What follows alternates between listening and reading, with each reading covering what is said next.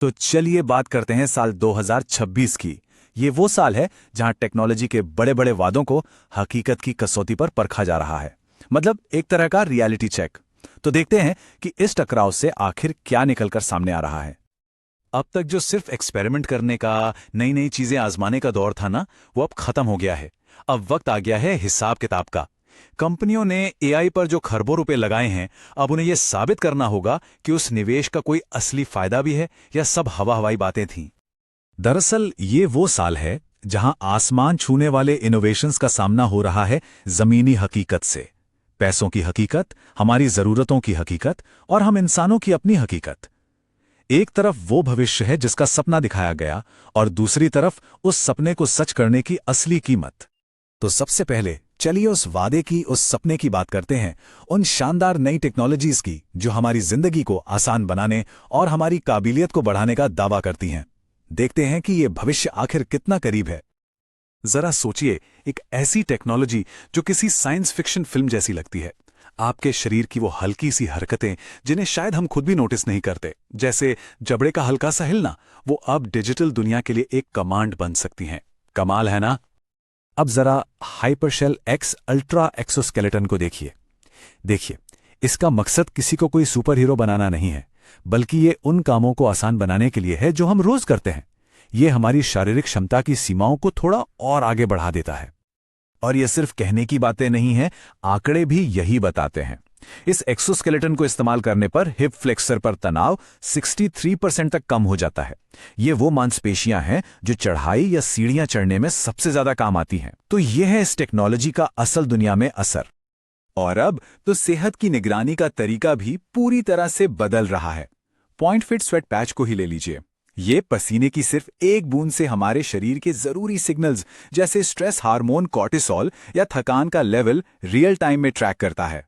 मतलब अब लैब जाने की जरूरत नहीं, अपनी सेहत की पूरी जानकारी हमेशा हमारे साथ। और हेल्थ टेक की दुनिया में शायद सबसे बड़ा बदलाव यह है सिराजेम होम थेरेपी बूथ। ये घर में ही एक पर्सनल वेलनेस सेंटर की तरह है।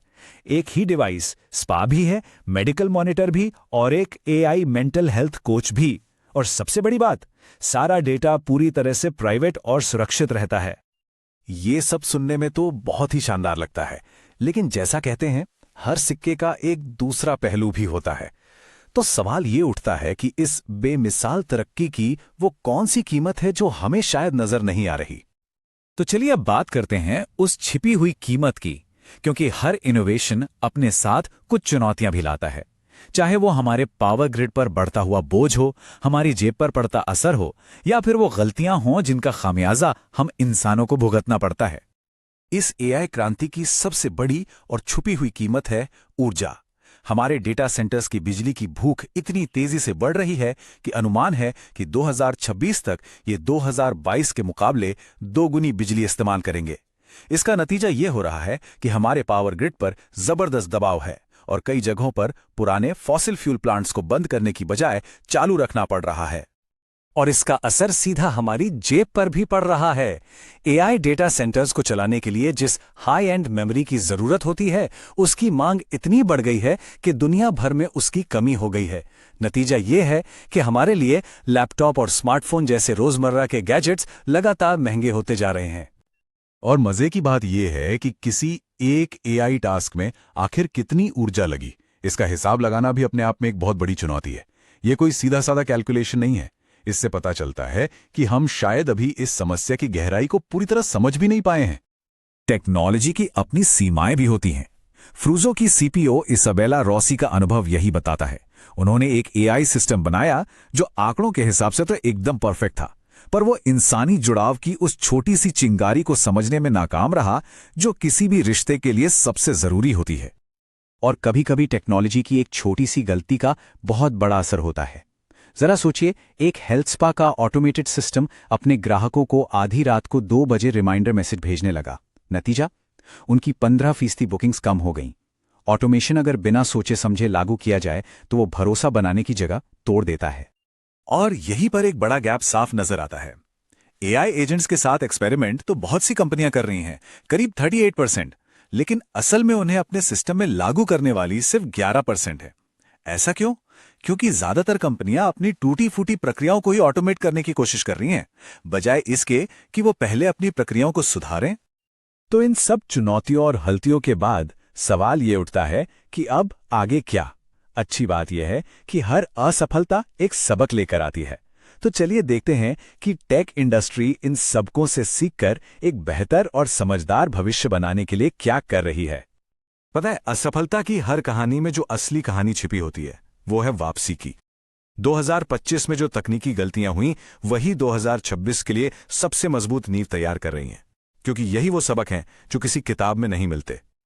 और इन सबको से एक नया, ज्यादा समझदार तरीका सामने आया है। अब कंपनियां किसी भी एआई फीचर को सीधे लॉन्च करने के बजाय एक 3 स्टेप प्रोसेस अपना रही हैं। पहला, असली यूजर्स के साथ छोटे पैमाने पर टेस्ट करना। दूसरा, उसके असर को भरोसेमंद डेटा से मापना और लगातार फीडबैक लेना। और आखिर में इन आंकड़ों के आधार पर सुधार करते हुए आगे बढ़ना। और इन सब प्रोसेस के केंद्र में है एक बहुत ही सिंपल सी बात, इंसानी समझ। ये कुछ मजेदार किस्से इसी बात को साबित करते हैं।